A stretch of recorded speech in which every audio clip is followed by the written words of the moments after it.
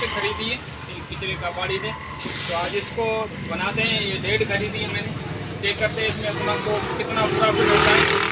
लाल खाते पके ओपन करने के लिए स्क्रू खोलेंगे।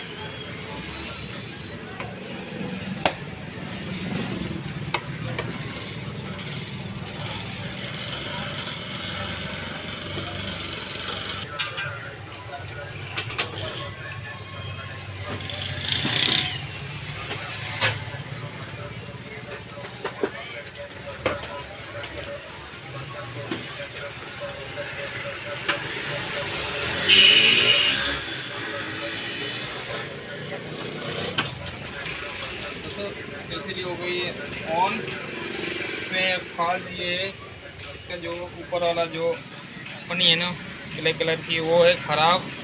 ये पन्नी चेंज करेंगे, एलसीडी हो जाएगी अपनी रेडी। फटाफट इसको करते हैं वाश करने के बाद रेडी करके आपको दोस्तों को चेक कराता हूँ।